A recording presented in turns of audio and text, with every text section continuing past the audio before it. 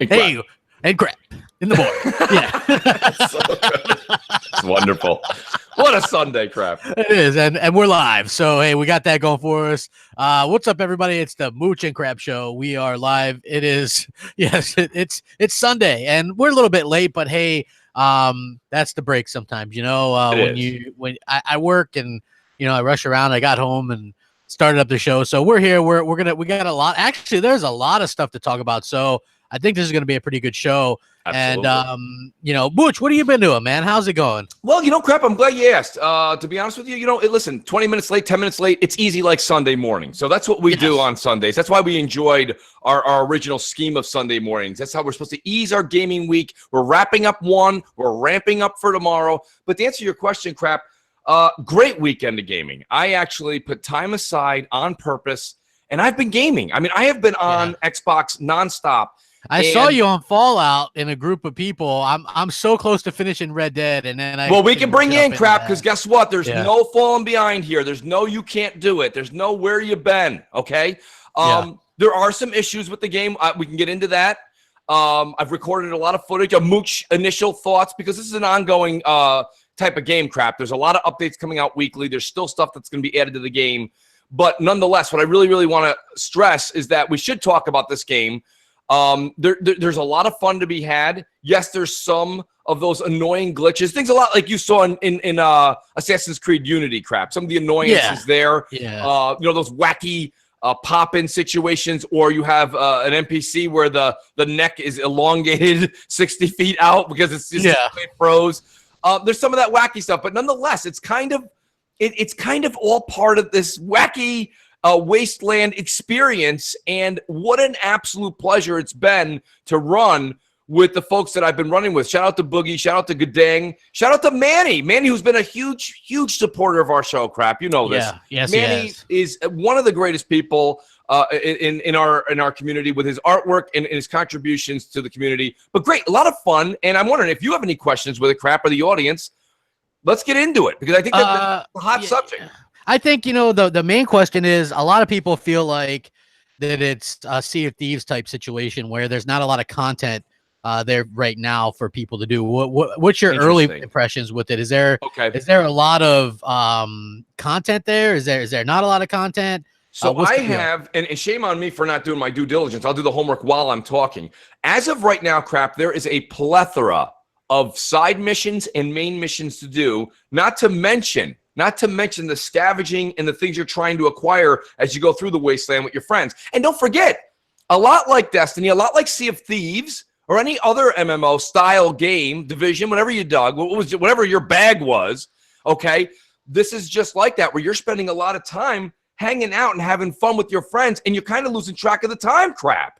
It's one of those situations. So I have not found any lackluster at all, and there's nothing on the app right now that gives me my hour count. But if I just had to guess and be fair to the audience, I'll lean towards the lower side of the number, Crap. I probably have about 8 hours into the game, maybe 10. Okay, 10 max.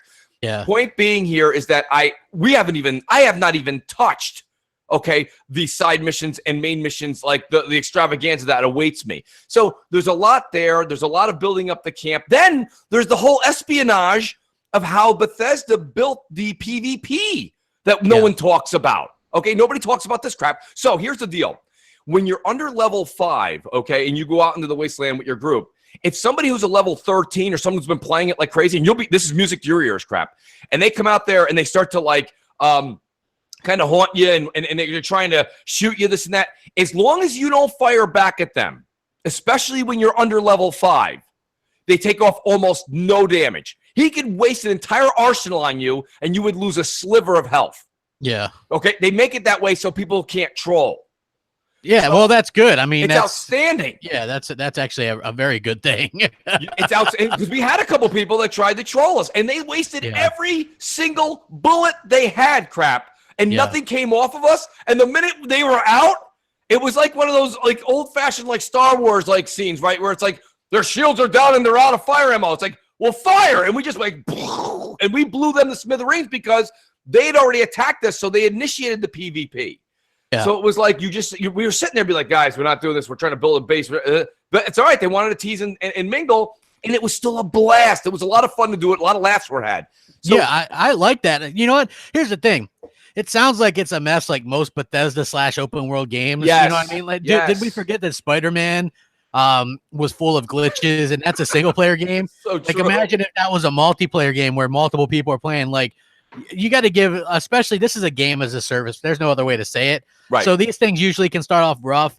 I'm totally there if people are like, oh, I'm going to give it a few months. Like, I totally get that. That's fine. I'm not pushing anybody to spend $60.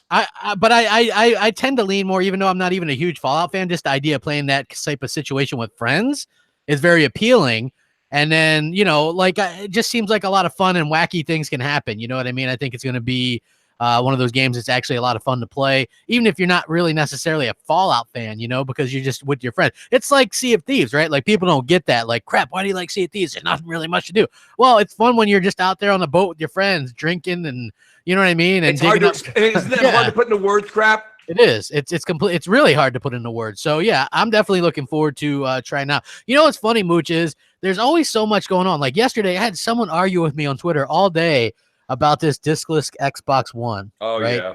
So the funny thing is right there, of course, and it's not even me that's worried about this. Like, I get it. I don't care particularly. You know what I mean? Like, right. This is, to me, this is the only point that I'm trying to make. People are getting upset over a rumor. You know what I mean? Right. And if you look back at it, although I think that Brad Sams is a good guy and he does have some credit where he has abilities there. Yeah. Yes. He is also the guy that said that they were going to come out with $100 type Google Chromecast deal, and they canceled. And I think he also called discless Xbox 360 at one point. You know what I mean? And those are canceled. Apparently, the Fire Stick thing, they had 300,000 of those shipped out, and they had to recall them. It was so close. Wow. Okay. Yeah. So I mean, look, the point that I was trying to make was there's no sense in getting upset about a rumor. One, two, it doesn't really make sense to me, right? So. Yeah. Why would you take the disk drive out of the S? You know, to me, that's like the least thing you should, because that thing's already like $179, $199. You know what I mean? Right. Like, even if you got that thing down to $150, like, Mooch, just be honest with everybody for a second. Sure. If you could get a PS4 Slim with Spider-Man for $199 or Xbox One S with with Minecraft for $150, which one do you think most people are going to go for? They're probably going to go for the PS4. Exactly. So, like, people are just obsessed with thinking that, oh, well, if they knock the price off a little bit more, like, I can go one step further. Mm-hmm. If you could get a PS4 Slim with Spider-Man for $199 and you could get an Xbox One S for $99, there's still majority is going to pick the PS4 just because that's what their friends have, and Spider-Man is that game. Well, see, the reason why the PS3 was in a different situation where it was able to catch up at the end was because they were cranking out all these games, and Microsoft just hasn't done that. Yeah. You know what I mean? So to actually have a diskless piece of hardware on your weak piece of hardware a year before you're supposedly launching 2 new pieces of hardware, it really doesn't make sense because you can't have 5-6 different things out there at the same time. Your theory in the way you're looking at it, I can't say you're wrong. I like your approach, but I'm looking at this thing. I'm looking at this completely different. The argument, the whole thing. I'm not actually going to disagree with anything you just said. I think you're actually spot on with your analysis. My thing, crap, to take it the other side is, I don't know if you guys have ever gone to your local, like, coffee shop. They've got 2 or 3 different lids for your coffee. They got the one where the hole's already there. They got the one where you peel it back and snap it over. They got the other one with the big mouth option, right, where you can actually get more coffee coming out faster. This, to me, is a coffee lid option for you folks, okay? Yeah. Let me explain. If you're a digital guy, crap, you have to understand, we just said it earlier with Fallout. Okay, there's Fallout, there's Destiny, there's Sea of Thieves, and there's a zillion other games on the way, believe me, that are these games as a service that are digital downloads. And let's not forget, the S is still the primary console of purchase because of the cost effect. So if you're able to knock another 50, 75, let's go crazy here, crap, because you're going 179 to 149. What if this bad boy all of a sudden, an S with a diskless option is $99, like you had said in your last example? All of a sudden, all those games as a service, folks, that are not looking at resolution, they're not caring if their 4K Blu-rays are playing there or not. That's not an option that they care about. They're getting their Netflix in 4K still. That's going to come through regardless. So what I'm saying to you is that I'm looking at this as a different lid option for the particular gamer. Myself personally, here I am all these years of drinking coffee. I use the same lid. Yeah. Okay? And this is, coffee gets me excited on Sunday. Who's screaming? The thing about it, Crap, is that, hopefully it's not a crackling scream. But no, it sounded fine. Very great. But that's what I'm saying. So here's my pitch. Whether this is something that is going to be something that comes to fruition or not, it'll probably come to fruition sooner or later. Water too. I'm just saying it's a different coffee cup lid. Yeah, I hear you. Like, here's the thing. I don't think I think it is something we'll get sometime. I just don't. For me personally, I'm racking my brain thinking it doesn't make sense to do an S in 2019. I hear you. You know what I mean? Like, if you're trying to get one cheaper, then make the X cheaper. Right. Right. That would be something to, you know what I mean? And then when you read it, like, let's face it, I get that some of the physical dudes are upset because this, honestly, it sounds like a Trojan horse. Like, you read the article and it's like, that's an interesting point. That's what I would go with this. Yeah. Okay. So basically, they're testing the waters, because if you read the article, it's like, they want to see if maybe they go discless with the Scarlet. Maybe there's only one Scarlet and it's discless. You know what I mean? Right. Like, that's I don't think they would have the audacity. Oh my God. Can you imagine after we just get done with the ridiculously of always checking in online in 2013 and not using old games? Microsoft, of course I can imagine. Of course you can, right? Of course I can. Dude, the chat right now is nodding their head up and down. I can imagine that too. Yeah. Look, the biggest rumor right now for the PS5 is they're going to bundle. They're forcing VR on you, Mooch. They're forcing it. Forced. Yes. But then you're going to hear how that's genius, and we're going to get into that a little bit. Like I said, there's so much to talk about, but I want to keep talking about this because there was so many people talking about it. Noof Nukem says choices are good, but no choice is bad. I feel like this is obviously a Trojan horse, right? And I don't even think that this S thing is actually going to come about. I feel like this is one of those maybe possible plan leaks to see and gauge what the reaction is from the people. Agree. Because check this out. What if they're coming out with this thing, but they're only going to sell it on the Microsoft store? Right? Because if you look at what Brad Sam says, he goes, you know what? Yeah, so they're going to do a conversion thing where you can go into the Microsoft store and trade in your physical games and get a digital code. Well, if Microsoft store is the only one doing that, this goes from a small deal to an even minuscule deal. Because who the hell has a Microsoft store near them, right? Well, it's like that whole rent an Xbox thing, rent it to own, right? It's the Access Xbox thing that completely has gone nowhere since the week it was announced. Yeah, exactly. That's exactly it, right? So it would be kind of cool, but nobody's going to use it. Right. You know what I'm saying? So I think that they do have to be careful for a couple things, right? Wow, Krista Thompson.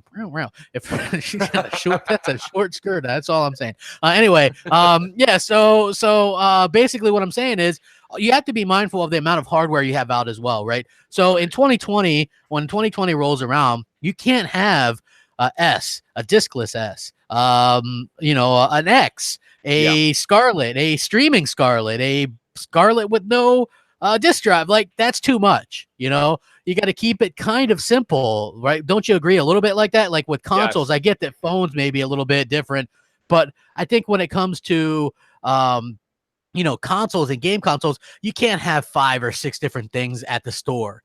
You just can't do that. And I think that you have to be just careful of that. Like, I'm all for the options. It's like everybody's like options, and I'm 100% there, man. Options are great. Like, but keep giving us the options, because it seems like this is definitely, like, from the rumor, sounds a bit like a Trojan situation. And, I think that people should always have the options, because, and I brought this up and we talked about it on Crossfire, and I'm like, hey, yeah, you can still get a record player, you know what I'm saying? And you're like, really? And I'm like, yeah, you can get one at Walmart, you can get one at Best Buy, you can get one at Target, wherever you want. So I just get concerned though, Crap, because here we are, and we've me and you especially, we've gone down this road for the past 3-4 years for various, not this necessarily, but all various types of things that we said gaming could end up going in this direction, and we're not necessarily sure that they would ever do that because fill in the blank. And here's another one where we sit there and we go, well, they could never do that. And I just, at this point in time, Crap, everything is going digital. And I understand, and I know that doesn't speak, I can't speak for 100% of the population. We live in the generation of options, Crap, for crying out loud, right? Oh, yeah. Options. Right? It's freezing in New York right now, and there's somebody right now driving down the road with their windows down. They're enjoying it. You know why? Because they can. So I'm not saying that that's not going to happen, but I got to be honest with you. I do think it's feasible that Scarlett has 2 SKUs, one with, one without As long as they launch both at the beginning or whatever. Well, the one that's guaranteed, the one with the disc is definitely happening. Exactly. But see, if they do that, which is smart, because we know there's some kind of, maybe the streaming thing's farther off than we think. You know what I mean? Maybe because they're testing it next year, maybe it's not going to be ready. Phil even said recently, we're years from that even being really a thing, you know? So that could be the problem. The board game Renegade says, I haven't used my Xbox One X disc drive ever. But time, you know what? I use mine for 4K Blu-rays, to be honest with you. I'm mostly digital now as well, but I'm not going to trade in my thing with the disc drive for one without. No, you know, I would always take the option. And if it's just going to save me $50, I'd rather pay the $50 and have the extra option to play my media that way. You know what I mean? Because a lot of people still do watch 4K Blu-rays or DVD, whatever. You know what I mean? I'm just saying. Crap. That's the part where I don't understand the trade-in thing. If you already have it, it doesn't make any sense. Yeah, exactly. So that's why I'm saying that some of this stuff sounds a little bit bad to me. Some of this rumor doesn't sound legit. Right. Maybe just like I said, trying to get a Trojan or a feel if the people are down for something like that. You know, and I get that. But at some point, the S is the first to go, right? I mean, that. Yeah. I mean, that has to be the first to go. I know people are like, no more generations, and even we're like kind of like that. But at the same time, Sony seems like they're going to do specific PS5 games, right? Yeah. And it looks like Microsoft might have to do that too. I don't know exactly how it's going to work out. I've heard conflicting things, so it's going to be interesting to see basically how that works out. But at the same time, you know, what we have to do is, as gamers, just kind of tell these companies what we want. If you look at what happens, like a lot of people go, this is the future, this is how it's going to be, even if they don't want that, right? This is the future, this is how it's going to be. And I'm like, well, you do realize, right, that we're consumers, and what we want is exactly what these companies should have to do. If you look at the original Xbox idea, Xbox One, right? People decided as a mass they didn't want that. They weren't pre-ordering it. It flopped. You know what I mean? Microsoft was forced to change it to give people more of what they wanted. The same thing works here, right? I think that no matter what happens, you have to have a situation where the consumers are happy with it. So I do think that the option is fine. I would be perfectly fine with a discless Scarlet and a non-discless. Maybe that's what they're going to come out with. Fine. Right. If it's just shaving $50 off, I'm going to get the one with the disc. Well, absolutely. You know what I mean? If it shaves $100 off, maybe, you know. Well, that's what I'm saying. That the number has to be substantial crap for the consumer. I don't think $50 makes a difference to lose the disc drive. Exactly. And the 4K disc drives are getting cheaper and cheaper and cheaper. Right. So it probably might not even be that much shaving off there. So that's going to be the interesting part going forward. And then, like I said, just the whole S idea just never made sense to me. Hey, guys, well, almost 400 watching. Hit the like button. Really do appreciate you guys coming out and checking out the show. But crap, isn't it like this, though? Here's what I'm saying as far as the digital thing. It's like, you know, shout out to Noof Nukem, who's in the chat. He says, I'm going to go get my physical copies that are coming out on the Black Friday list for deals. And here's my thing. I say power to Noof. Knock yourself out. But I also, as Noof being a friend, like, crap, I told you. Okay, Batman Arkham Knight Premium Edition is $10, right? Yeah. Fallout, I believe Fallout 4, you can either get the original for $15, or I think the deluxe edition with everything is $25, something like that. And then you've got Mafia 3, which you're a huge fan of. Mafia 3 Deluxe, everything, all the DLC, everything is $15. Guys, that money is unbelievably cheap, and I don't think that you can even get that unless you're talking used games, or you're really going to go fishing for that bargain basement there at like Walmart or GameStop. Those are really, really cheap. These are consumer-friendly prices, crap. And what I'm saying to you is, when you go to the movie theater, you ever see the big bucket of popcorn you get? You know, the big one, and then they're like, well, sir, for 50 cents more. And they literally pull out a 25-gallon garbage drum, and they're like, you can get this size. And you're like, wait, you're going to upgrade me from that to the 25-gallon drum for 50 cents? Yes, sir. That's what I'm saying here. It doesn't make sense. What do we all do? We opt for the extra 50 cents. So my whole thing is that I think that this is just it's a benefit. We're going that direction, crap. We are going towards digital, and you're getting more for your money. Well, so I mean, I don't understand why why hold back unless you're a collector. If you're a collector, I get it. Well, here's the thing. Some people just like to have the physical stuff. You know, you can, some people, a lot of people go, well, you can take your games anywhere if they're digital. A lot of people, if they have their you can take your game, your game with you anywhere you go as well. You have the option to trade it in if you want. I don't know why you would. A physical and digital that holds. Yeah, exactly. Exactly. But people do. It's like this. I always say the best thing you can get in a Blu-ray is the new 4K. Buy the physical 4K Blu-ray, right? Because you get the 4K, the regular Blu-ray, and the digital version. Digital, right? Yeah. You get all three for the same price of just the digital. Digital is kind of expensive. So basically, what happens is, people see that, right? You can get deals. You can get all kinds of deals. And I know once a year or whatever they do the Black Friday deals where you get stuff half off. But if we were all digital, there's less incentive to make those deals, And so I get why people are a little bit upset. Sir X-Man, thanks for actually stopping by my chat for a change. He says, I'm Xbox through and through, but does it really matter as long as we're able to still keep playing games on all systems? Remember, there was a time in the 80s where gaming was almost dead. Be happy. Here's the thing, right? It depends. Be happy. But again, should we be happy with what they're telling us we should be happy with, or should we be happy with them listening to what we want? Right. I think there's as consumers, like, look, if I'm training dogs, right, should people hire me because, I'm telling them to hire me, or should they hire me because like I'm the best and I'm giving them what they want? Yeah. Right. Like I think that's probably the big difference. You know what I mean? So, yeah, but I mean, shout out to Axel1324. He says, Mooch, I buy physical because one day the online services will stop working and I will still be able to play my games on my older systems. The thing about that, though, Axel, is that's, if that day comes where the services are stopped for the most part, you're probably in an apocalypse. And the last thing you're worried about playing is Forza Horizon 2.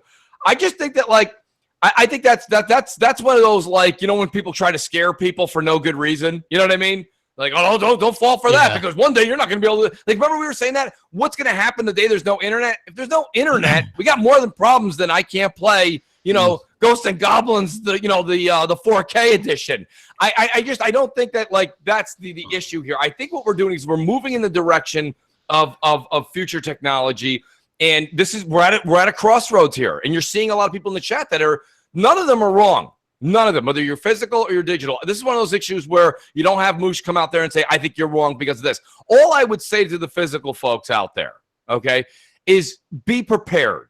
Because within the next, you fill in the blank, whatever makes you sleep at night, 5 years, 10 years, 15 years, at some point, we know that that's going. And I gave the same answer or example to Foxy when she was on Xbox Nation. Why did we get rid of the hand crank window option in the car? Nobody was in pain. It wasn't that dated, right? Because we still got it's not like it's sped up tremendously. It's actually more of a pain in the ass sometimes with the digital, with the push button, because now you can't really get that crack the way you want it. Yeah. Okay, but plus those things break sometimes, or they burn out and then they're stuck up or down or whatever. Well, same thing could happen with the Switch. So my point being is that I think that that's the evolution of the way that the window went in the car. And you can fill that in with various different subjects or examples. This is another one where physical media, okay, people are now with their Samsung phones, their iPhones, this and that. Back in the day with Zune or your iPod, anything device you have, everything is digital music. Even when you go to your local mall, there's one place that sells CDs and DVDs, right? Maybe an FYE is with you, or Best Buy. But even Best Buy section has shrunk a little bit. And the FYEs and these people that focus on hard physical copy, man, it's almost like walking into a museum in there. You walk in there and it just feels like you're in a time warp. It feels like you dropped 10 years and you went backwards. So that's kind of where I'm saying we're going. So it's not to discourage anybody, crap. It's not. I'm just saying it's what we say. It's inevitable. Yeah, I mean it is. I think that we should just make your feelings known with your wallet. Yeah, you know what I mean? I mean, who knows? Maybe the physical revolution will take over, crap. Maybe everyone won't buy those, and it won't happen. Yeah, I just honestly think that's. I don't see how we're avoiding it at this point. Yeah, I mean, I guess look. Here's the thing: they want it to happen because they make more money off the digital. That's the bottom line, Absolutely. Right? They make more money off the digital. They get a bigger cut for it. Yep. You can't trade it in. You can't sell it. You can't. You know what I'm saying? You bought it, and then you're stuck with it. Yeah. So Mojo Blue says Walmart now sells vinyl albums. I know. I was telling clowns that yesterday because we were having a joke. I was talking with Glitcher on Twitter, and Glitcher's like, where can I get a record player? I was like, dude, you can get one anywhere. Vinyl. Clowns is like, yeah. Clowns is like, well, where can you buy albums? I was like, Walmart. I know my Walmart sells them. I mean, they don't got a lot of them. Obviously, if you're into vinyl heavy, you probably want to collect some of the older stuff, but you know, which I do, which you got to go to like after sites and things like that. But there's a ton of places you can get it.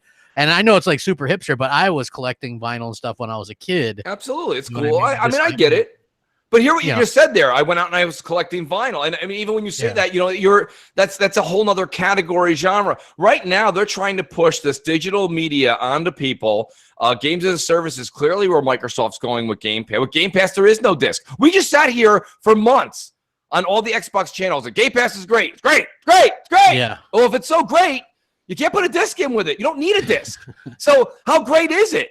So everyone. Well, I mean, it's great for a certain type of person. It's not great for me. I couldn't care less about it. To be honest with you, and I hate to say crap because here's the thing: even though you are, you know, you have been in gaming. You've got so many things, whether it be, you know, Kinects and consoles and controllers and custom consoles. So many things that you have. Unfortunately, that is a smaller breed nowadays. It's just not going that way, and I think that's what they're trying to do. I like your Trojan horse. I love that theory you got. That's really what this is. Let's put this out there, see if we get some mild interest. Yep. And if we do, then we have another skill.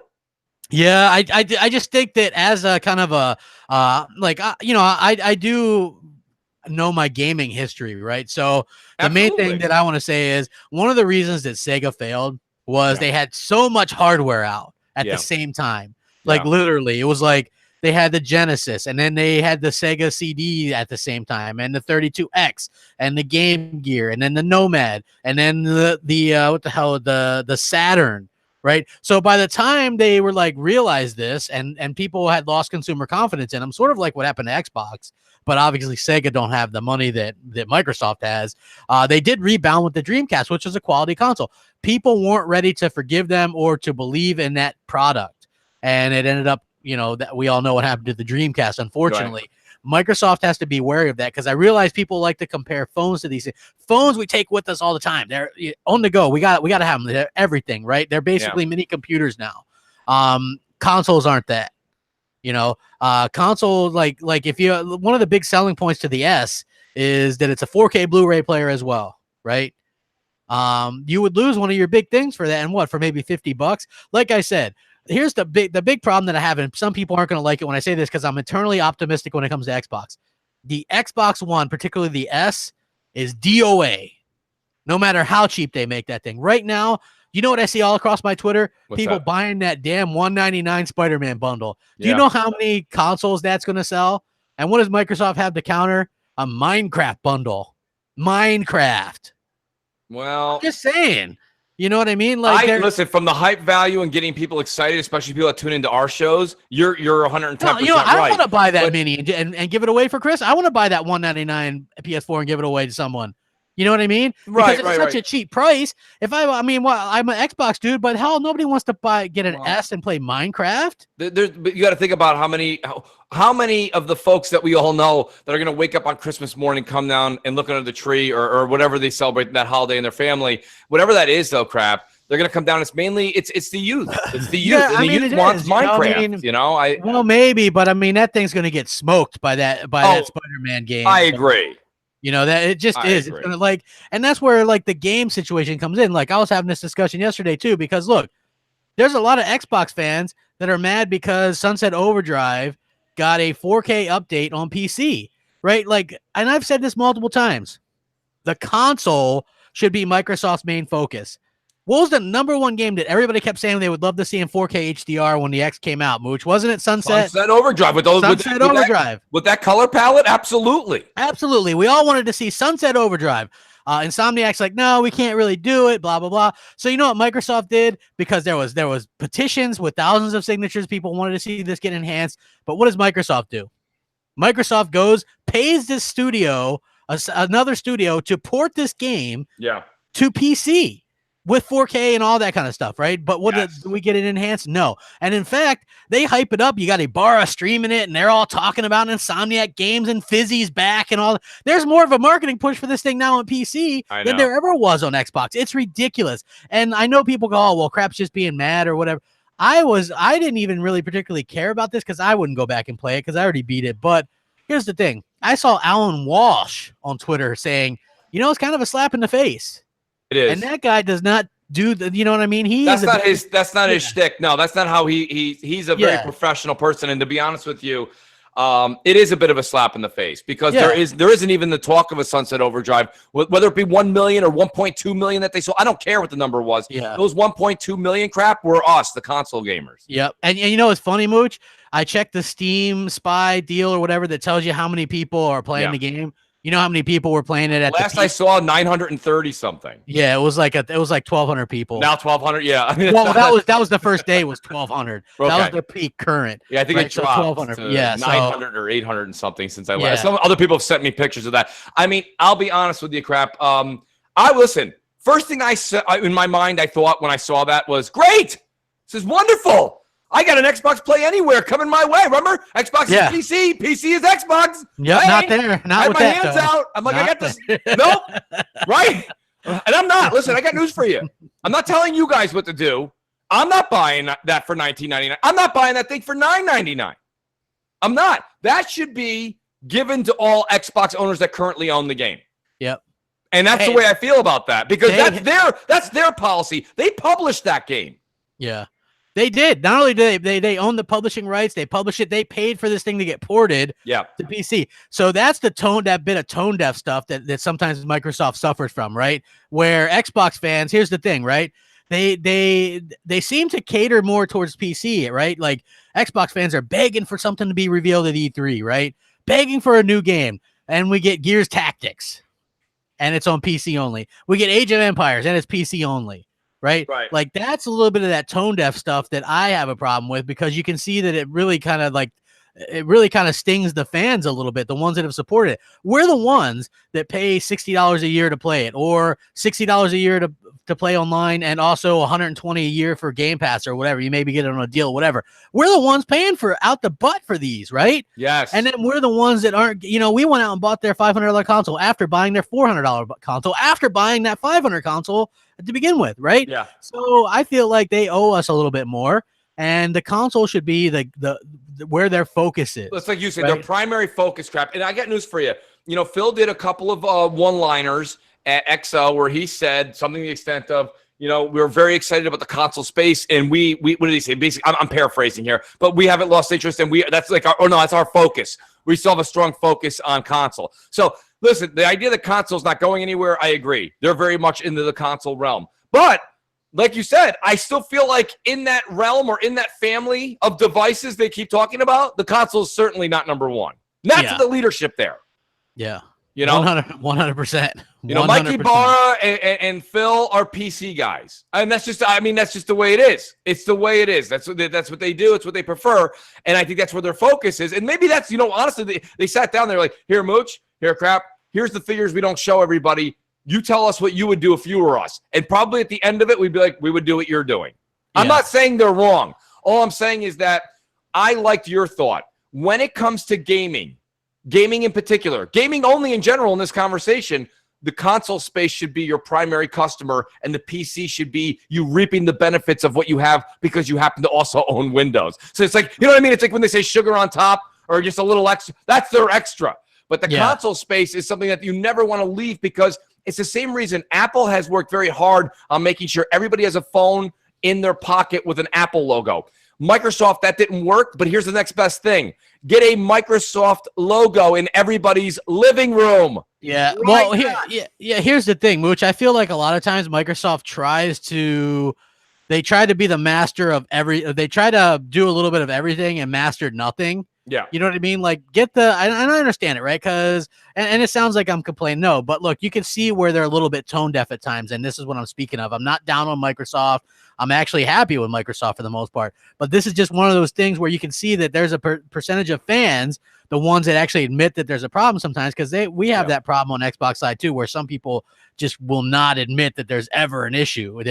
Everybody should just be happy all the time, which is insane. Right. Even on the best day of everybody's life, there's still going to be something to not be completely happy about. So as far as what Microsoft is doing, I like what they're doing. But there's little things like this and the free-to-play situation where you got to pay to play free-to-play games online, and even Nintendo doesn't do that, right? That's a bit of a problem. And like I said, just this little tone deaf stuff. There was, 10,000 people that signed a petition that I started to get Sunset Overdrive 2.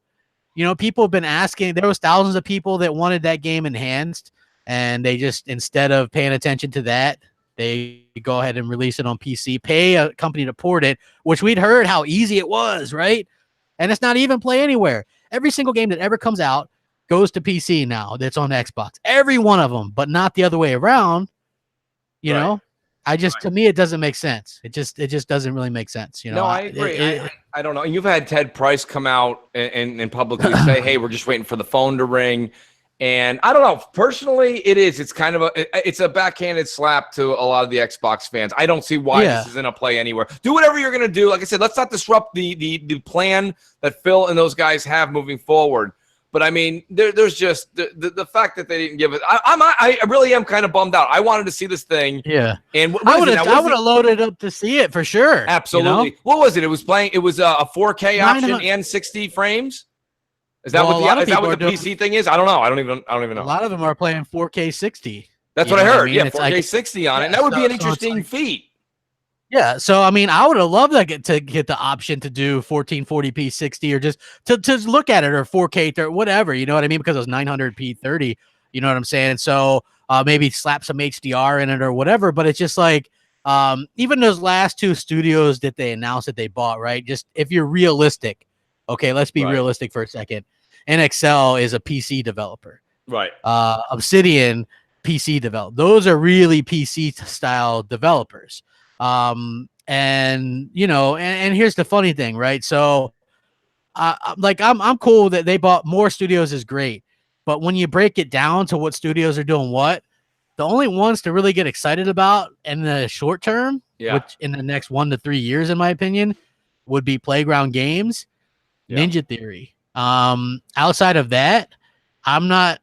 Well, I mean, maybe the Initiative, but it seems like they're still hiring or whatever, so they're probably farther out than anybody. I don't know. Yeah. But then when you look at NXL, guess what? They're making a game. So you're like, cool. Maybe Xbox will have a new exclusive because they're making Wasteland 3 or whatever. Well, that game's going to PS4. Right. You know? Right. So they're almost like Square's -0 or -1 right now, because when their game comes out at the end of next year, it's going to come out on Xbox, PC, PS4, whatever. And then after that point, so then you have another 3 years from that point, maybe longer, before another game comes out that would be exclusive to Xbox. You know, right, from that company. Yes. Yeah. It's just like but I think Xbox has their eggs in order right now, Crap, to kind of be like they do. Launch. They're gonna have, I think Halo comes out with 2020. I do too. Yeah. And I think Forza Motorsport comes out too. Yes. And then I think that that's a great lineup right there. Yeah, it is. And then I think the Ninja Theory game, I think we'll get on that next year. Let me ask you this, Crap. I don't think you got this on your radar, but it's been all over Twitter. Shout out to Tim Dog. He's been talking about it too on Twitter. There's talk that possibly Call of Duty marketing rights come back. And I know a lot of people think that's like signing a great wide receiver that was awesome like 7 years ago, but he still got some fuel in the tank.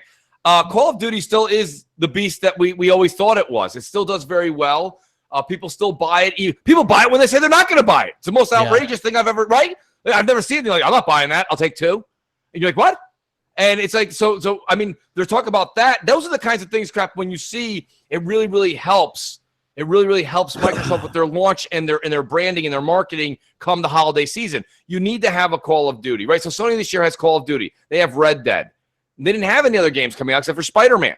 Yeah. So it's like, okay, so Spider-Man came and went in September. It did very well for them. It's going to do very well for them again on Black Friday sales. But I mean, realistically, now Sony's resting on Call of Duty and Red Dead. Black Rider and Joe Freeman in X. Who cares? Because nobody cares, dude. That's why I can't pronounce NXL right. I don't really care, man. They're a nobody. They're making a game that nobody on Xbox is going to play. What's that? What'd he say? He's like, Crap can't pronounce NXL right. Oh, it's NX. Who cares? Because nobody. It's like the least one. Them and the ones that made We Happy Few. Right? Like, who cares? Like, they're going to make these little games that aren't that aren't going to be very good. You know, so I mean, that's just realistically the. I don't understand. LG Nemesis, he says COD is not going back to Xbox. I don't see how me saying that they might, you saying that they won't. I don't see how one is any stronger. One argument is any stronger than the other. Here's the and to thing. be honest with you, with Sony not going to E3, if I was Call of Duty, I would want my game shown at E3. What would be the point of Sony having marketing rights with Call of Duty next year if they're not going to have an E3 show to show it off? Right. So, I mean, that's one of the big things is they always show Call of Duty on the E3 stage. Well, they didn't last year. So, I mean, that's true. Maybe they're tired of it. You know what I mean? So, yeah. Well, dude, I can understand that you're pretty interested in Wasteland 3, bro. But the average person's like, what the hell was Wasteland 1? What was Wasteland 2? I never heard of it until I had to look it up. I never heard of Wasteland. Bard's Tale? Huh. I can't wait to get that. Woo. You know, like, who cares? Yeah, I'm just being honest here. There's a few of these developers that Microsoft have signed where it doesn't really matter because their next game is going to be multi-plat. You know, because they already signed these deals. That's just the facts. You know, I mean, it's not me hating. It's just they even came out and said it. Our game, because they crowdfunded it, and it's going to be on PS4. So next year, Wasteland 3, PS4. And then you have, that's 2019, and then you have at minimum 3 years before they come out with something exclusively for Xbox. There's nothing that Crap's saying right now in the audience, even if you don't agree with, there's nothing he's saying that's absolutely like taboo and you can't wrap your mind around it. You may not, it may not come to fruition, but he's giving you a scenario that holds a lot of water. I mean, I'll be honest with you. I see exactly where you're coming from, Crap. I think you're holding a lot of water on that argument. Yeah. So, I mean, it's the same thing, just like compulsion games, right? Yeah. They released We Happy Few on PS4. Now their next game will be exclusive. Perfect example. There you go. Case in point. This game was coming out. They've already got these things promised. They can't pull back at this point. They just can't. Yeah. They won't. Yeah, exactly. So, it's one of those things. And I think it's fine that I don't have a problem with that. I'm just saying, you got to keep up your deals. What I'm just saying, a lot of people maybe would expect these, companies to be releasing something exclusively for Xbox just because they're signed. And it's not like that. It's like maybe after the next game, you know what I mean? Or maybe like, it's just one of those things. It's it's fine. You know what I mean? I think you're going to see Microsoft pick up a lot more of the third-party deals like they used to starting next year and then many more moving forward because realistically it helps them promote their brand during off times where they don't have games coming out. And as you can see what Crap just said, he just gave you a very distant timeline of when these companies are going to be able to start putting games out realistically. So I don't think you're going to see any of these games really come to fruition. Like Crap said, 2020 being the soonest, and that being 343 in my personal opinion. Exactly. So I mean, like the bigger studios and stuff, because look, there's not going to be a Forza Motorsport next year. No. Right? It's just not there. It's pushed back, which means Horizon will get pushed back a year too, which is fine. Give it a little bit of a break. That's fine. Especially when you know that they're making it, Crap, and you know that they're also splitting the two and working on possibly a Fable game. It's more than fine. Yeah, exactly. And so, like a lot of people are going to have to like put up kind of deal with that. I still think like the Ninja Theory thing is cool. It's something that a lot of people are going to look forward to because I actually feel like we're going to get an announcement for that next year. And then like, we're going to get Gears and stuff like that. So I think that's cool as well. But I'm just saying like that particular one, and I think maybe Obsidian, they might be working on a game, but I think that might be announced for PS4 as well. So well, if they're already working thanks, Shane. On a game, you didn't ask a question, but hey, I appreciate it. Yes. Always nice to see that. It's British, 5, I don't know. Yeah. So whatever the British equivalent is. Yeah. Maybe $4.10. I'm not really sure. It's an odd calculation. It looks even though. It looks like that. It is. So even, I mean, look, other than that, like I think the biggest topic is Sony skipping E3. Sir X-Man says, this is not Crossfire. This is Mooch and Crab. We're trying to talk to you guys. Yeah, we know, bro.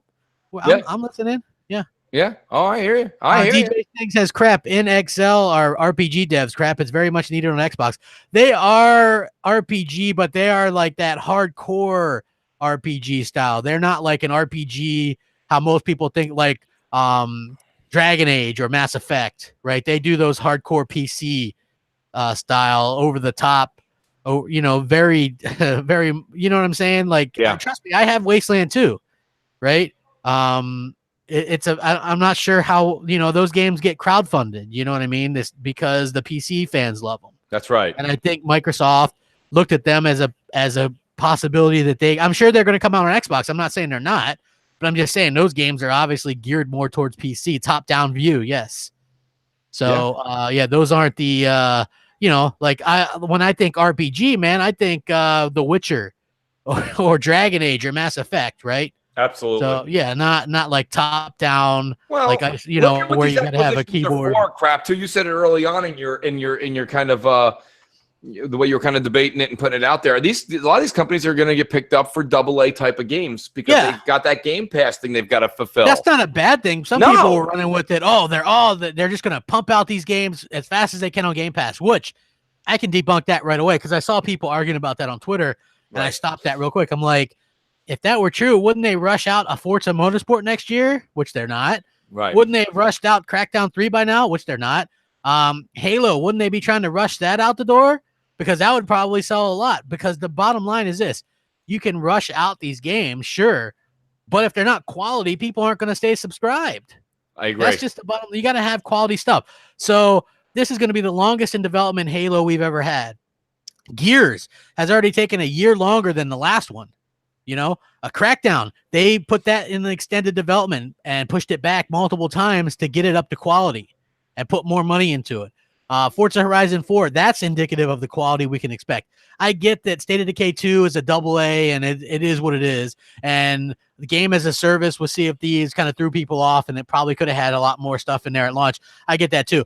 But basing all this on those two games and the fact that they pick up some AA developers, you got to have a good mix. Microsoft used to have AA developers, Twisted Pixel and that company that made the hell is that game? Max the Curse of Brotherhood, right? They've had AA developers already. Right. So yeah, I think that it's going to be interesting to see how that kind of works out. You got to have those type of developers in with your AAA. You got to have a good mix. Sony has that mix as well. So, people got to remember that. Sony has that mix of AA and AAA. You can't just have one or the other. You got to have a multitude of them. That's just how it is. It is, and it's a good mix. It's how you kind of lure in this massive audience. Like, let's put the Marvel series that are all on Netflix, right? And they recently cut a few, but a lot of people are saying now that they're not cut because people weren't watching them. They're cut because Disney wants to have it on their streaming service. Well, here's the thing. Like, they already signed those deals and stuff. Like, those are Netflix shows. Yes. Right? So they can still do them for as long as they want. Like Daredevil might get another season, might get another 3 seasons on Netflix. It really just depends. Right, but my point was that, like, you have to admit some of those Marvel ones, right? So there's Punisher, there's Daredevil, there was Jessica Jones, there's Luke Cage, there was they canceled Iron Fist and Luke Cage. Fist and that. But my point, that's my thing. I think they canceled them, but there's rumor that those may resurface on the Disney streaming when they do their own Marvel stuff. My point being, though, here is that you have to be honest. In that grand scheme of Marvel titles, some were AAA, some were kind of AA, and some were just meh. And it was like, that's the same thing at Game Pass, right? Game Pass is going to have those amazing games. Then they're going to have filler, decent AA. And then they're going to have some stuff where it's just meh. And that's it. Netflix, you go through. Netflix has still got What About Bob on there. Yeah. It's not like everything is. It's just now they got some Stranger Things and some really good stuff on there. Right. Their X-Man goes, crap. Question, how come no one ever says anything about how long it takes for Sony to make a game, but complains about us when we try to make our games as good as they can? As the ones they make. I think the thing is that people just are okay for whatever reason. People are okay with Sony starting every generation with lackluster titles, and they just know that by the year 3.5, that they're going to start having some exclusives, right? And they're okay with that. But then with Microsoft, the second they're not cranking out a bunch of exclusive after exclusive, then all of a sudden it's bad. But I got to be honest. Microsoft has had some decent exclusives this gen, but they dropped the ball in that area. Everybody knows that. Come on. They just have. And to be honest with you, Sony has too. Sony lucked out, right? So Sony found this game type that people like, right? So they feed off fears, first of all. And let me explain myself. If you look at what the Xbox One did when they first came out, they announced, Sony's like, we're going to let you share your games. Here's how you share it, Mooch. Like this. And we're going to let you do this. And you're going to be able to play your discs and all this kind of stuff. We're great. We're pro the gamers. for the players, hashtag, right? So then they made everybody fearful, even more so of Xbox, because they were nobody knew what the hell was going on with Xbox. They didn't even know. So they played off the fear, jumped out to this big lead. That's what happens. They're still playing that whole fear type situation, right? They're like, single player games are dying. Well, not here at Sony. We got them all. Single player games, great. Over the shoulder, open world. We got another one for you. You get an open world single player game. You get an open world single player game. You do too. We're even going to have our half-ass Vita studio make one that looks like The Last of Us 2 generic, So, they very much play on the fears of people that single player games are dying, which they aren't. You know what I mean? Look at Red Dead Redemption 2. I realize that's going to have an online component, but I've heard it say multiple times that's the online thing is that what they consider to be free or bonus. Yeah. And single player, which after 100 hours in that game, which I'm at, I mean, you get your money's worth there, folks. Yeah. It's definitely a single player game. I'm just saying. So they play off the fears that single player games are dying, except for Sony. You know what I mean? They got them on life support, apparently. I don't know. Yeah. There's going to be plenty of single player games that come out for Xbox, especially with their new acquired teams. I don't know, for some reason that's just an idiotic conversation as we all like to joke around with the vertical and horizontal lane. I didn't say The Last of Us generic. I said that Days Gone is trying to be a generic Last of Us. Yeah. Yeah, they're not. Yeah, he didn't hear you. Although right I'm not a fan of Last of Us, to be clear, either. But I mean, realistically, single player games and multiplayer games, they're not going. Neither of them are going anywhere. They're both going to be around for a very long time. So I mean, and Microsoft saw that. They saw that with God of War, and they saw that with Spider-Man sales. They saw that with The Last of Us.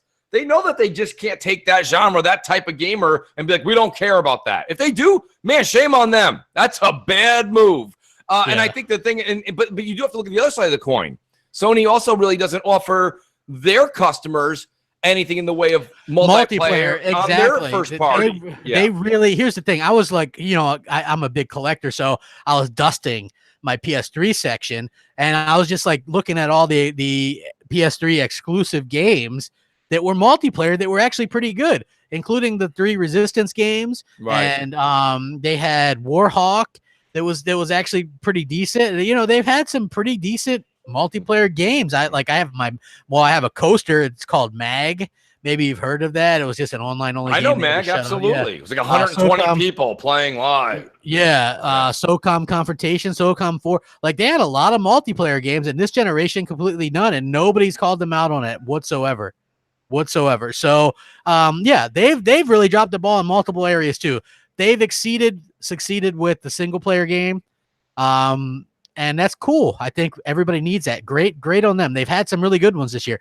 Probably the ones I like probably aren't the ones that most people like, right? Until Dawn was probably my favorite one, and Detroit Become Human. Yes. Those are 2 of my favorites. The story-wise, Detroit Become Human is probably my favorite. Just really good, really well done there. Even better than God of War, certainly better than Spider-Man. But again, Microsoft they dropped the ball when it comes to exclusive. They didn't have that game like Gears. Well, you know what? Let me say this much. I want to there's a lot of Sony fans here today. I want to say this much. I've actually contemplated. I've even asked. I even put my Moochin hat out there to the Sony. I have a lot of people that talk to me on Sony as well. I've actually spent a lot of 2018 on the PS4, more than I have in other years. And to be honest with you, I kind of want to have that multiplayer first-party game to enjoy and kind of reach out and be able to hang out with more Sony guys. And I've actually contemplated getting Black Ops 4 Blackout on PS4, because that's the only real game I can say that I would go to and play. And there are certain people that only play on PlayStation that I talk to on Twitter. And it's like, that's a shame. The same reason you guys give Microsoft crap, you've got to give Sony crap for that. And that's the one thing I don't, and that kind of goes back to the question earlier, crap. And they're like, how come Microsoft gets crap for this, blah, blah. It's like, why don't we ever say anything about this to Sony and give them a little bit of slack? Because if I was a Sony-only owner, I was a PS4 owner only, I'd be a little bummed that even my first-party games like Uncharted 4 that had a multiplayer aspect, it wasn't very good. It wasn't very good. And you know that even if you played it, even if you put 20 hours into it, you did it to kind of just go through the motions. You're not there now, you know? Hey, let's get us to 200 likes. Come on, man. Like, we had like 470. What a tremendous crowd we got here, Crap. Let's be honest. Okay, so since we've gone to M&C show, we've almost doubled our audience. So I want to say thanks to everybody. You know, we haven't given an update either, Crap. Great things are happening, guys. We talk about this. This is the closest we've been yet. Our artwork, our banners are just about done. They'll be done this week, I believe. The new logos come out, and also we have 2 interviews this week for producer, and these guys are really on board. We won't mention any names until we have the interviews, but to be honest with you, we are very excited about these 2 taking a run at it, and they're into podcasting. They're into YouTube. They're great folks, great personalities. Yep. And and if you guys watch Crossfire, you accidentally saw one of my logos. One of the logos came out early. Crap, Crap. A lot of people liked it. You know, hey, it wasn't. It looks great. I was trying to see how it looked. Yeah. Right. Because I have the other account, and so what happens is when I get invited to podcasts, for some reason, that's the account that goes.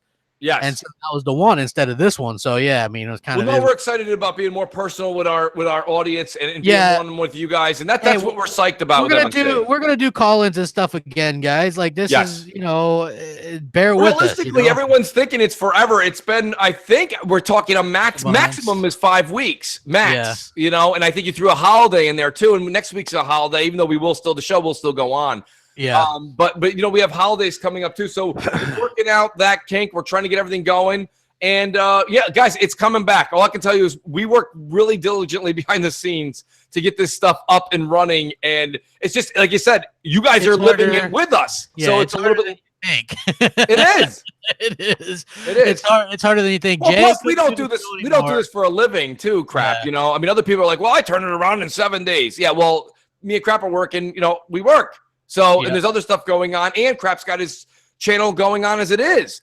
So it's not like it's, you know, this show means the world to us. And all you Patreon subscribers, thank you so much. Even if you guys, the link is right now in the description. Please feel free to click on it. Every dollar helps, totally helps. The equipment that we're going to be buying is going to our new folks. We want to make sure that they have the right equipment. So anything you can give, we truly appreciate it. Really, you're giving to Mooch Crap and whoever that producer will be. And you guys will know about it soon enough. Trust me. Yep. It's happening, folks. Like I said, almost all the artwork is done. It's coming along extremely well. Yes. You know, it's a very exciting time, man. We're going to be back to, I can't wait till we start taking the live calls and doing the top 10s and stuff like that again. The live calls and top 10s are pretty damn close, Crap. Yeah. Yeah. Even Crap leaks his own stuff. It's true. He does. He does. He's his own. Who leaked that? Crap did. You know what's funny is Mooch, and Mooch will tell you this too. Like when M&C was going to come back, I was the last one to know about it. He was. I was. They told me like a week before, right? Because they're like, "Crap, you can't keep a secret." He can't. He loves it. It is unbelievable. Even as I know stuff is coming out and we're reviewing things and we're going back and forth, I'm like, I have to put like this disclaimer. I'm like, "No, Crap, don't release this until at least this date." Well, you know, it's funny. Self-destruct. So remember, Mooch, like when I did find out about it, I put like a little piece of your voice at the end of a video. You did. And people are like, "Oh, does this mean M&C are coming back?" And I did like the. I think you did the M&C theme music too at the end. Yeah. So you know, it's very excitable. It gets very excited. Yes, very excitable. So I had it on Crossfire the other day. My new avatar. It's totally different from these. Yes, we're going a different route. We definitely want to be more personal with you guys, the audience, and have fun. And like I say, this is what it's all about. It's the interaction with you, the audience. So we're looking forward to getting your calls back in and all that good stuff. It's all on the way. All on the way. But just getting back to this big E3 stuff, right? I know a lot of people were surprised by it. You know, it's so funny how E3 is irrelevant now that Sony isn't there. Absolutely. What's E3? What's E3, right? I don't know. But the funniest thing is, the same people that are saying E3 is irrelevant now are the same ones that were making fun of Microsoft because they had a 2 foot less square foot space than Sony at E3 last year, right? So suddenly E3 is completely irrelevant, and Jay couldn't do the show anymore. Killing Dan, it was you know, that was very time consuming and things like that. So he had other stuff, you know. He didn't have the time to do the show anymore. So. It is time consuming. People don't realize that. People think you just turn the microphone on and you start talking. It's not quite like that, folks. It's not like that. Life happens, stuff comes up. So that's basically what happens. So so Sony not going to E3. Suddenly E3 doesn't matter. I find that ridiculous because obviously Microsoft came right back and was like, "Hey, we're going to be at E3." Haha. You know, I actually thought that was pretty good. Yeah, like that was pretty cool, pretty slick. Can't believe they did that. Nintendo too. They're like, yeah, we're gonna be there. You know, we're gonna be there too. So I think that's cool. I think Microsoft's gonna have all eyes on them. Microsoft is gonna have to knock it out of the park, right? If they can't, I mean, they've got to announce some new stuff. Yeah, this is actually, I think this is more stress on Microsoft than before because now it's all eyes on deck, right? Everyone's watching them. Yes, exactly. So I am 100% completely on. Here's the thing. I missed it. Sony's not going to be there. I used to do 2 days of podcasting because Microsoft's was on that Sunday and then Sony's was on that Monday. Yes. So, you know, I'm bummed. I like seeing what Sony had to offer. I got to be honest with you. People would think that, oh, we're Xbox fans, so this is ha. We can do a bunch of videos on it. No, that's not how I feel. I'm actually kind of upset that Sony's not there. I genuinely look forward. I like that Sony was Monday night. I dug that crap. I really did. Yeah, I did too. It. It was a lot of fun. They always did something a little bit, whether it was, we didn't know what. We went from orchestra to like a live banjo 1 year to whatever that was with the flute and the guitar solo. But, I mean, whatever they did, it was always pretty entertaining. It was funny. It was funny to see how the fans reacted to it. And you always wanted to see if Sony had one more thing to show. The fact that they're not going to be there, it's disheartening for all gamers. I'll be honest with you. It's I don't think it's a good look. I think they should be there in some way, form, shape, or another. That's up to them. They know more than we do. But I'm really bummed that they're not going to be there. Crap. I am too. It's not going to feel the same. So I am bummed for the show. LG Nemesis said Microsoft needs to save the PC stuff for the PC gaming show. I'm not disagreeing with that, my friend. Yep. I think no arguments here. I think that the E3 there is Xbox E3. I couldn't care less about Windows 10, like Windows 10. Yeah, you know. So exactly. So anyway, also to the people that are like, well, Sony's planning the PS5. You don't think Microsoft's planning? Who the hell knows? That doesn't hold water. I can't figure it out. Yeah, even when Microsoft supposedly, quote unquote, had no games, they were still at E3 putting on a good show. So, you know, I mean, as far as I can tell, that doesn't hold water to me. Microsoft, Sony could have third-party stuff there, right? They're going to have deals. You know, I get it. It does sort of shape up that we're going to get new consoles in 2020, Mooch. Yes. Let's see. We still love you guys. Even the ponies do, sir. Thanks, sir, X-Man. Look, here's the thing, man. Me and Mooch are just guys. We're just gamers. We try to be respectful as possible. People have a certain view of us sometimes, maybe through a third party. Imagine that someone that doesn't like us tells you something to make you not like us or whatever. Like I always say, hey, give us a chance. I try to communicate as much as I can through the chats. When I do live chats and Xbox Live. Yeah, like people are always surprised, like, oh man, you're not even you're not half the dick that I thought you were. I'm like, hey, thanks. You know what I mean? Like, honestly, just be respectful. I don't go around, honestly, I don't go around banning people from the chat. No. There are moderators, and if you take things too far, you'll get blocked for sure. But if you just have a difference of opinion, that's fine. That's fine. Let's talk about it. Absolutely, we should talk about it. It's exactly. Great. Exactly. And there's a lot of times that I've had some amazing conversations with some of the Sony guys, and honestly, they've changed my mind. Mm-hmm. You know, so I mean, and vice versa. You know. Yeah.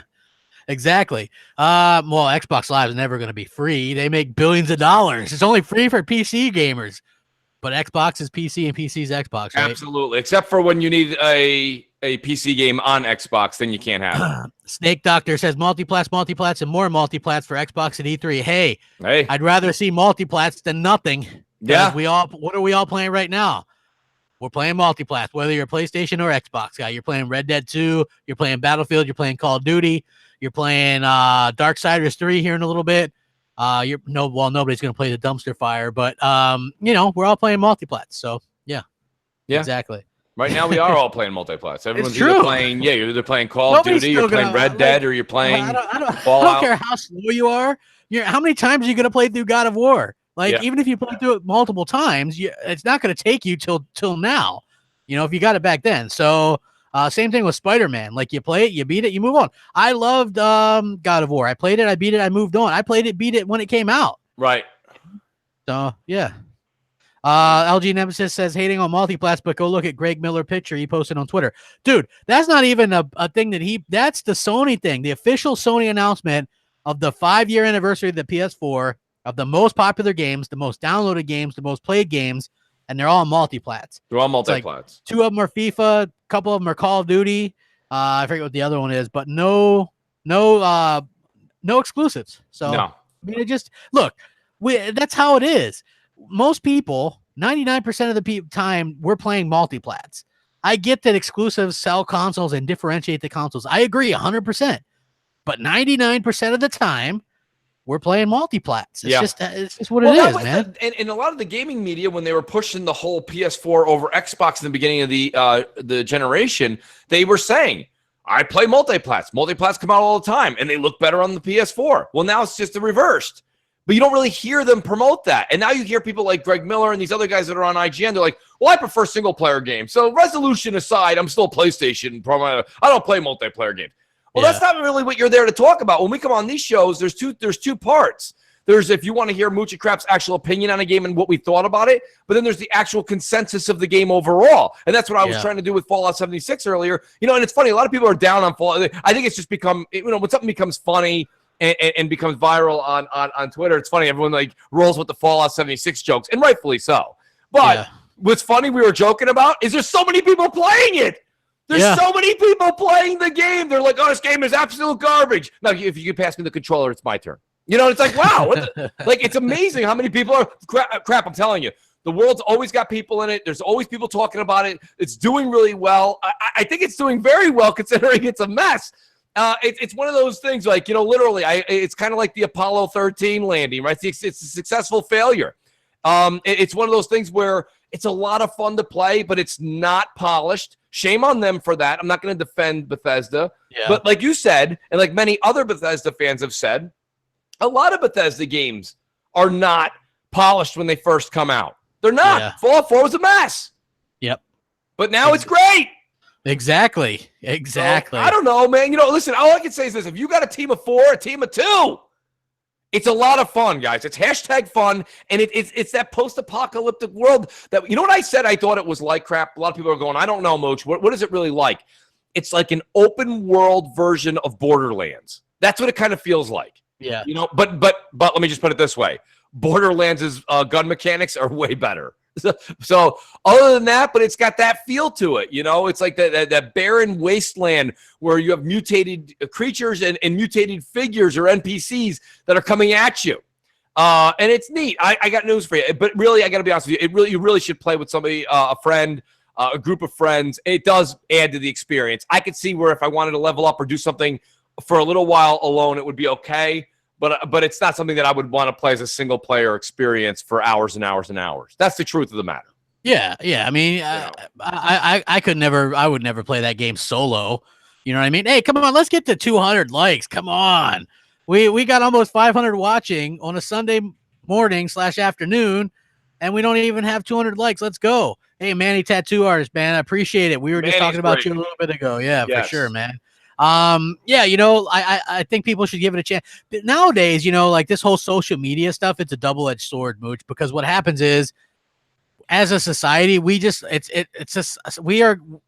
complain about everything. Right. We do. I can remember how I first took notice of this in 2013 when people were complaining about the BioShock 3 cover art. Right? Remember? People were like, it's generic, and people were really complaining about that. So it's really a double-edged sword. I like to use social media to talk to the fans and stuff like that, but most people just use it to complain. Everything's a reason to complain. Like, be happy once in a while. Exactly. And like I say, even here I am. I could get on right now, and I could literally go on an hour rant why you should not play Fallout 76. Right? There's plenty of stuff to sit there and just complain. But realistically, I'll tell you this: it has its faults. A lot of games do, but there's a positive side to it, and I got to be honest with you. Depending on what your genre or what your fix is, like there's a game out there. You should, Crap. You said it. We should be a little bit more positive on the gaming front. You know, when something's an utter disaster, you turn it on and it doesn't work at all. That's another subject. But in the case of this, where maybe there's a few things that need to be fixed, and when you see a team is working as diligently as Bethesda is, with like they have like twice a day updates coming out on Twitter with a full log to go in there, and you can either voice your opinion or read what their newest updates are. A lot of the stability issues are supposed to be coming out tomorrow. Another update's coming out tomorrow, I believe. The 19th is supposed to be.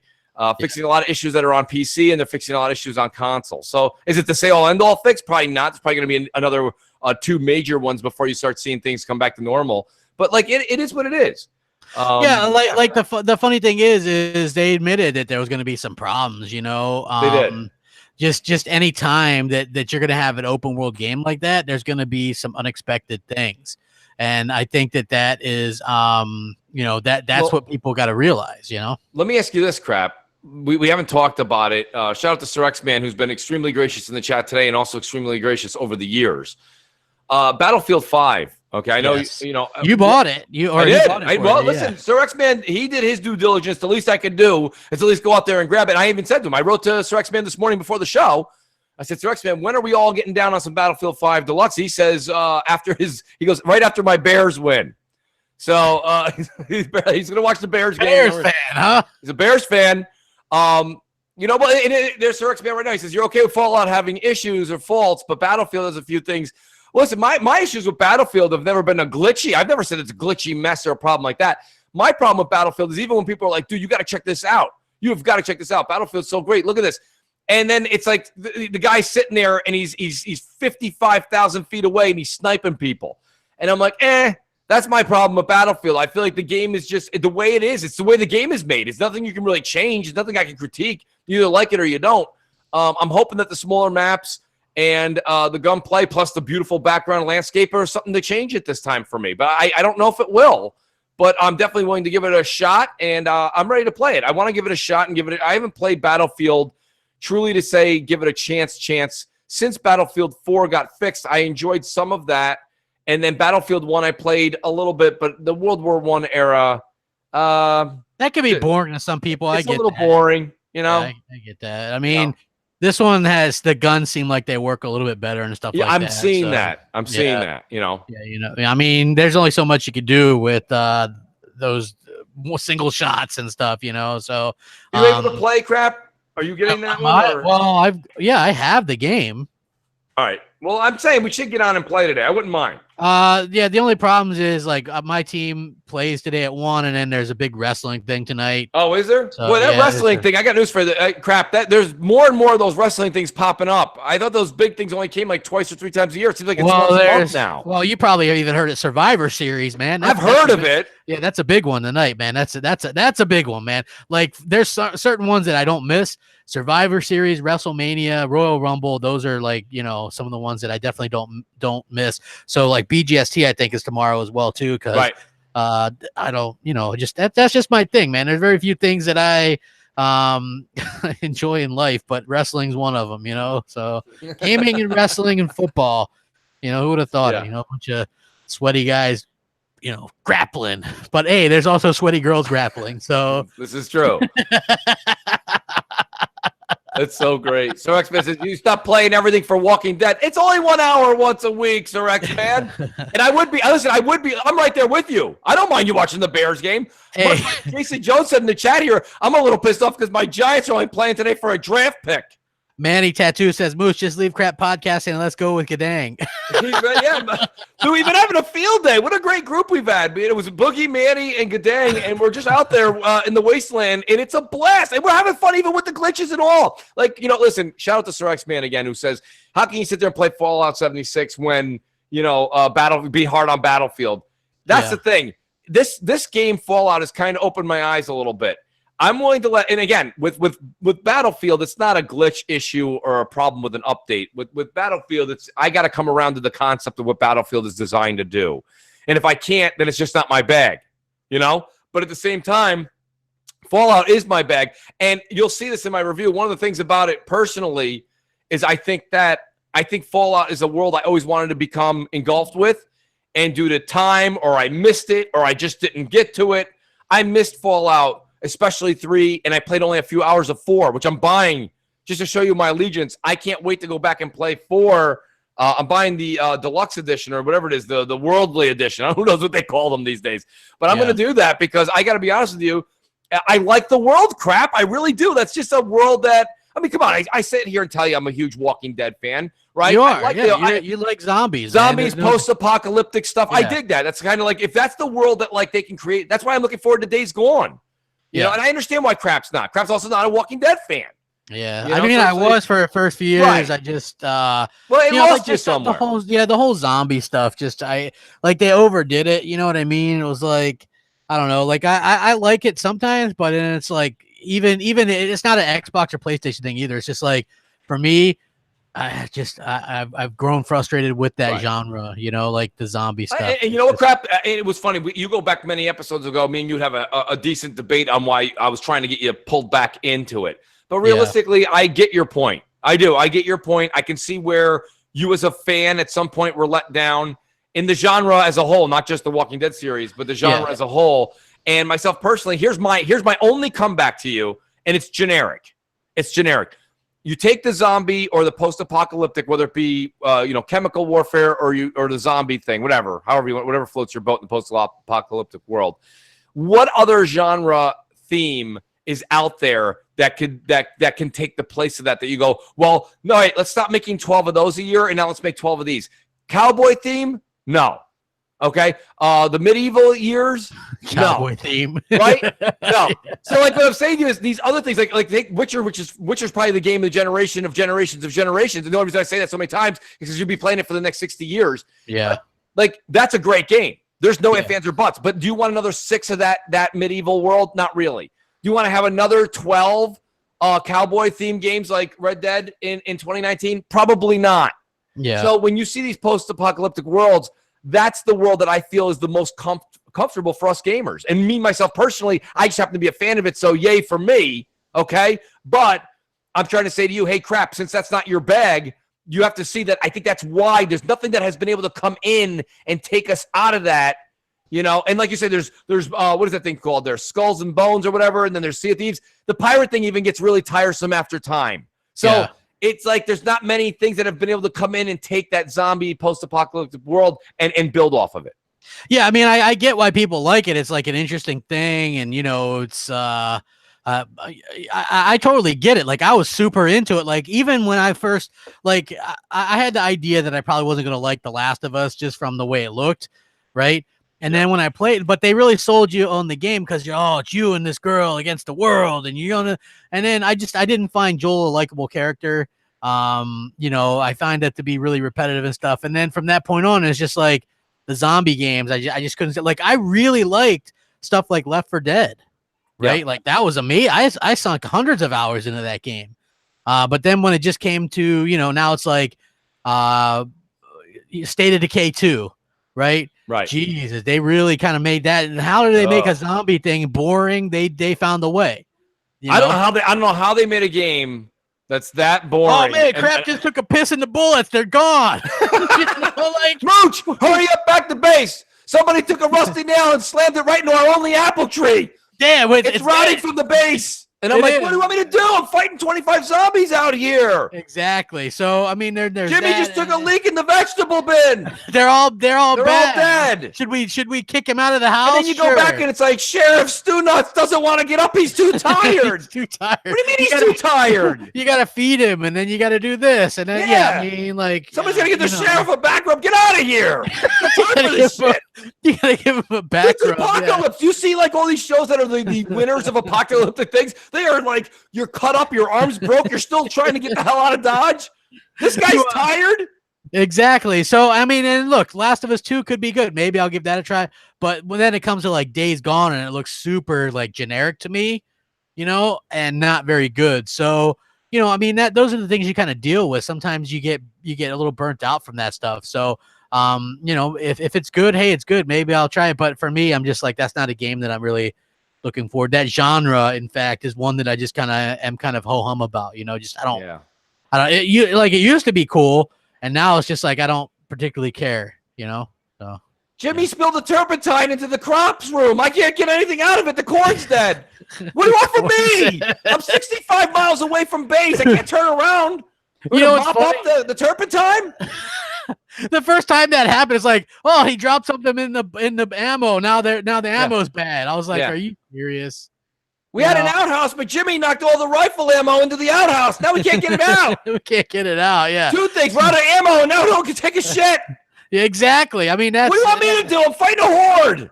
And God bless anybody that's still playing that game or like even Gadang, who has like 7,000 hours in it. I was telling him yesterday. He goes, "Well, you know, Mooch, I'll tell you." He goes, "Part of those hours accumulated because people were getting into it late, and I was helping them out."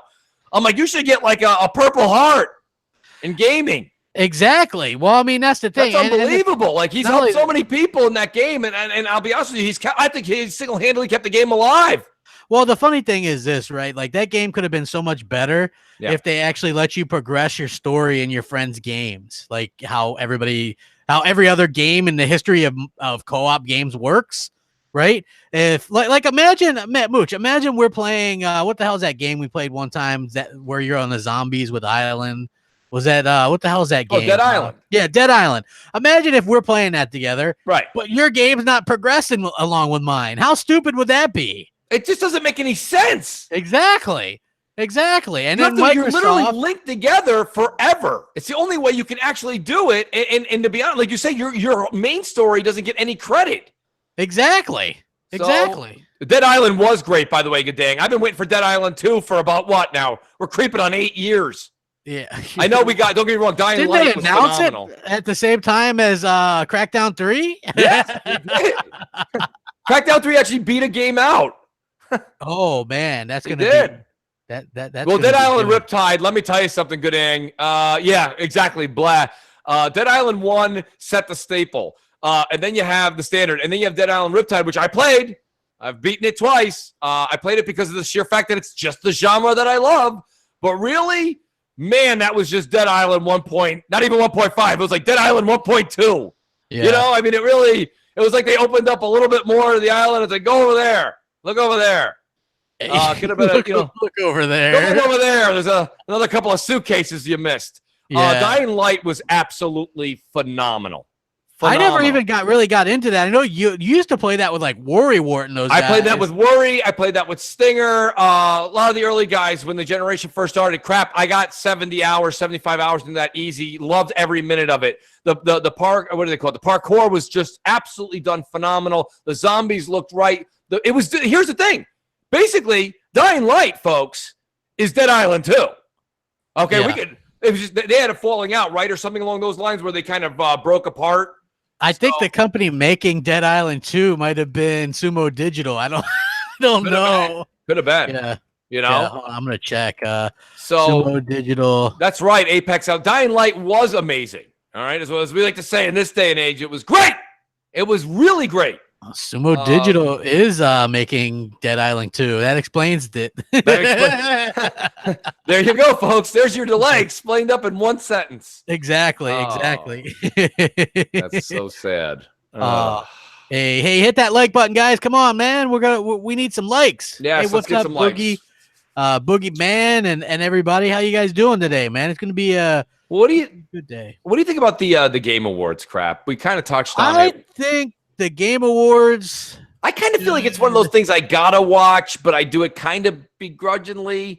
I mean, I watch it. I really enjoy the festive, the nature of it. I like that it's around the holidays. I dig all that, and I like the idea of it. But what Jeff Keighley kind of sells you on the celebration of games isn't what it really tends to be. You know, it doesn't really. It ends up being a 3-hour, Sony commercial. And who knows? Maybe this year will be different. But I say that every year. We go into this every year and we go, maybe this will be different, because every year this man goes to us and says, yeah, we're really going to change. We're going to pay attention to what you guys are asking us for and your advice and things like that. And I think Alan Walsh summed it up perfectly. He goes, yeah, so Forza Motorsport 7 won the best racing / sports game for some reason. Those two are in the same thing. And they don't even announce it. They don't go on stage or anything. It's just like, while they're interviewing somebody else, you see a little thing down at the bottom. And by the way, Forza Motorsport 7 won this. It's like they don't even really, go out of their way to make anybody, feel special about winning anything, and they've got, and it's very suspect how they pick these things too. Again, Celeste, has anybody in this chat heard of, let alone played a game called Celeste? I had to look it up. I remembered hearing the name of it throughout the year, because I saw some people on their channels doing a review of it, because you can get the code. It was an indie developer. You can get the code fairly easy if you had a decent channel. And I'll be honest with you, a lot of people said that they liked it. But again, that's the same way in the Academy Awards crap that you do see sometimes something that's like in the art and film festival. Is this thing even on Xbox, though? Yeah. Oh, I'll be damned. Look, it's on the Switch, PlayStation 4, and Xbox One. I had never even heard of this game. Right. Yeah. So it's sitting at a 92% Metacritic. So I get that. Yep. But still, does this game, which looks a lot, it looks like an 8-bit game. Yeah. Right? Well, let's not forget that Journey won ages ago too. You remember Journey? Yeah. It was a walking simulator. It made Telltale Games look like The Witcher 3. The Mooch and Crap game looked like it could be better than that. You know what I mean? Like Look, I'm just saying, listen, I'm all for like the whole, like, I get it. It doesn't have to be a game that's graphically or whatever to win a Game of the Year award. But how in the world, maybe this game should be best like indie game or something, right? Not best game of the year. When I look at this game and I'm looking at it, right, I get it has good reviews and stuff. Is this game going to be really in the same league as God of War or Red Dead Redemption 2? That's the thing. Now, this is like the there's those film festivals crap. You know what I mean? There's like there's those Sundance films. Well, one of them always kind of gets thrown into movie of the year at the Oscars, and realistically, depending on the year, okay, if it's 4 other like AA movies, because it was just there's bad years for movies too. But if you got like a crazy good movie that came out and it's got all these awards and this and that, and then you see the Sundance Film Festival up there too, that's the Celeste version of movies. It's not gonna win. Exactly.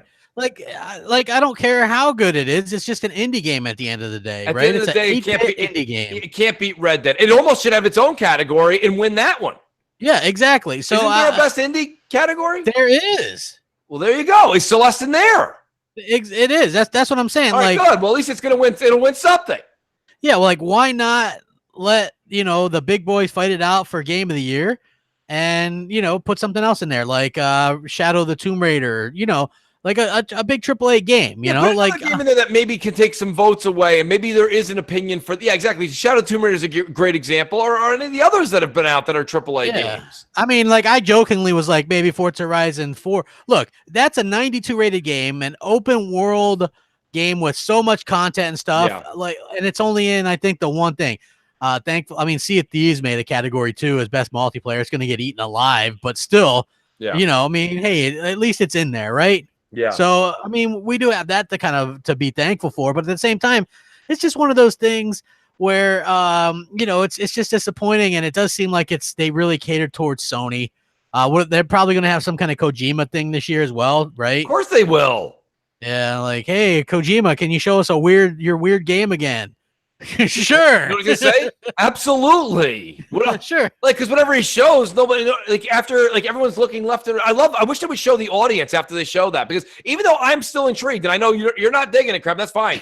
I'm intrigued by Death Stranding, because I want to see what the hell it actually is. Nobody knows. We've seen it 3 or 4 times, and there is literally zero clue on what this game is, and so that should be like at least somewhat of a people should be like, well, maybe it's time you actually tell us what the game is. Can we, like, what's the plan? Like, what do you do?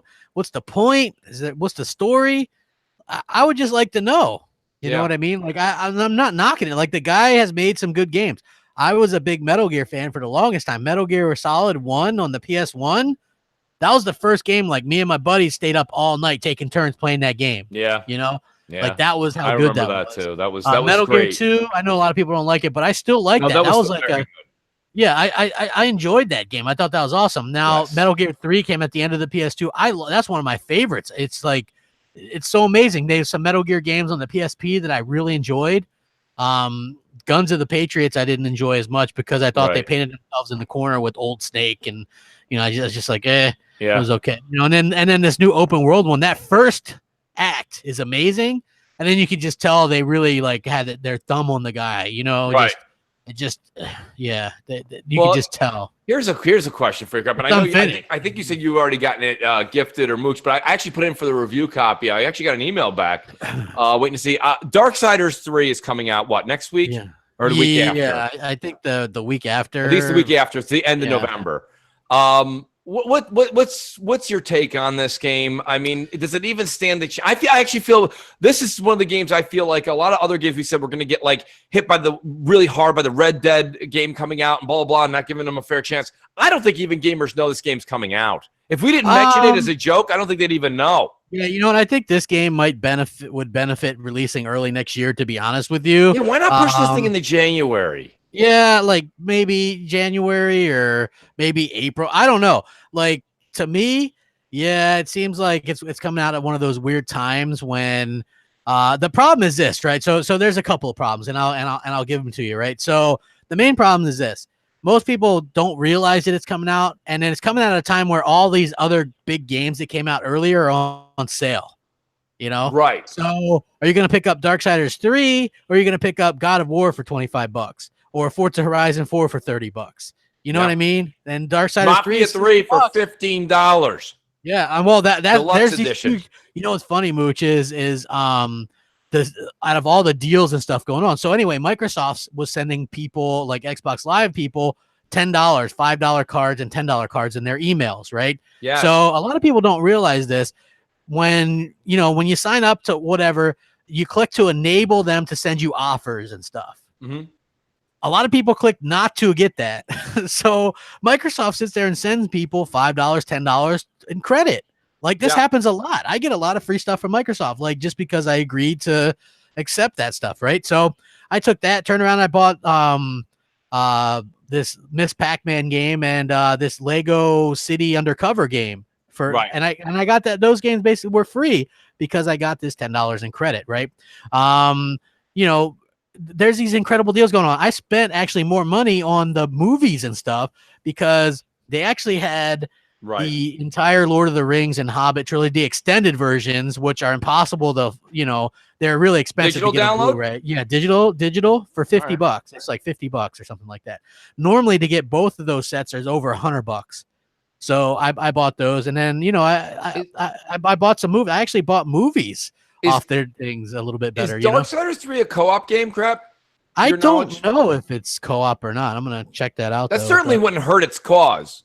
I don't know. Myself personally, I was just the other thing I wanted to bring up because we're running low on time here is Astro C40 TR came out with it's another. Isn't it funny? It seems like every Monday you wake up and it's like another company came out with a PlayStation controller that tries and mimics the Xbox One controller. Yeah. And it's like, man, if I was Sony, I'd be like, we should probably catch on to these hints. Like, there's a bunch of people just making money off of the controller they want us to make. Why don't we make one like that? You think Do you think the DualShock 5 will finally move the layout of the left analog?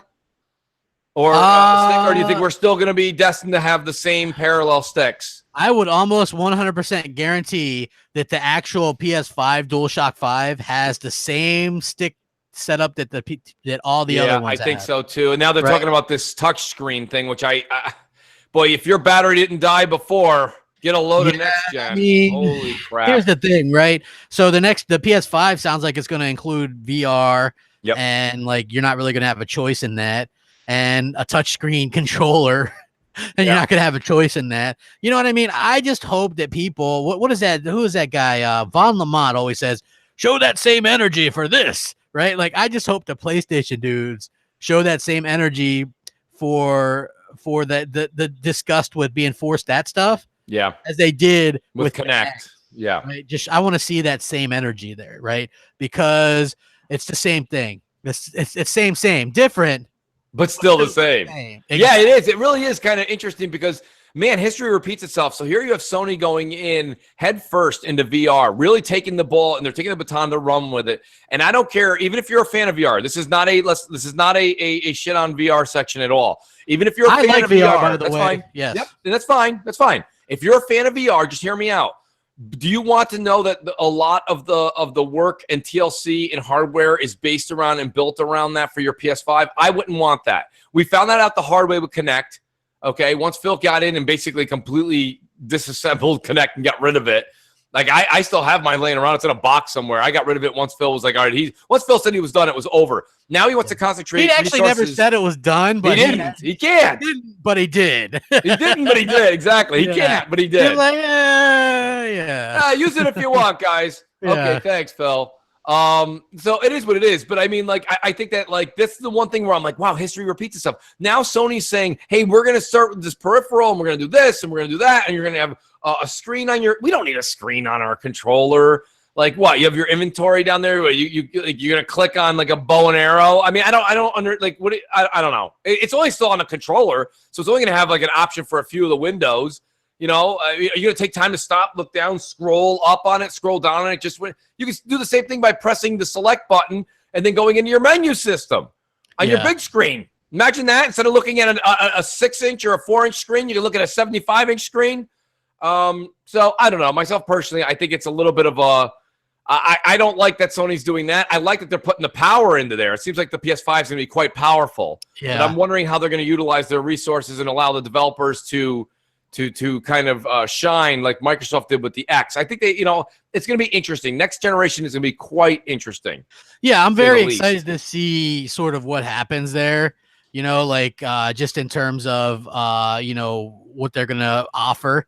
I'm interested. Right. Like, look, I like VR, which, by the way, if you have a PS4 and you were interested, that Astrobot Moss VR bundle is $199. How much is the game alone?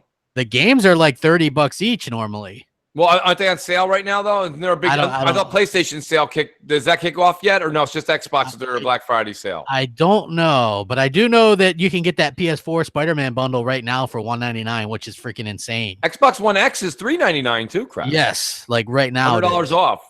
Yep. So there is all kinds of like deals going on right now. I keep seeing, because I follow Fat Kid Deals and all these other places. Yep. Everybody's like, "Oh my god, that $199 for Spider!" Like, that's a big name. Spider-Man for $199 with a PS4. That's huge. That's like you said that, and then you can get God of War for $25. For $225, you've got the two arguably best games, and on a good console. It's amazing. It's a great deal. It's a great deal, and it's going to kill, and people know it's going to do great. It is. It absolutely. Like people are buying this left and right. Now I get that Microsoft's countering with Minecraft, and that's great. But that, let's just say Minecraft doesn't appeal to people like us or the hardcore for the most part. Right. It's like I don't even know what it is. It's like a $15 game or something like that. I'm not even sure how much it is, but yeah. So it's definitely not on par with a Spider-Man or a God of War. I'm just saying. So. Absolutely. We kind of have that to kind of look forward to as well. But anyway, man, we had an incredible crowd here today, Mooch. Unbelievable crowd, crap. A really, really great show. Almost 500 watching live. Guys, we have so much coming in the next week or two. Stay tuned. You are going to be psyched. I'm psyched. Crap psyched. It's going to be a great show for everybody. I actually thought we had a hell of a show today because there was a lot to talk about. So that it really flowed well. Well, it's funny, crap, because back when we first started doing all this stuff you go back 2013, 2014, a lot of the news used to really come heavy in September. And I feel like this year, I was ready. I was just like drooling to get some good news and get into some gaming topics in September. And I thought because games dropped early, between Spider-Man and then Forza, people were occupied with that. There wasn't major news coming out and now there's just news, and it's interesting, and people are really digging it, and we're getting ever so closer to the next generation. So today, this is a great show because there's just so much stuff coming out. We can't even do enough shows to keep up with the news. Exactly. So please hit that like button, guys, and we'll be back this week.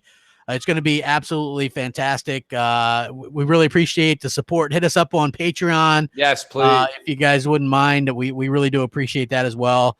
And with that, man, we'll catch you guys later, man. Thanks for rocking out with us on this Sunday. We really appreciate you. Later. Later, guys.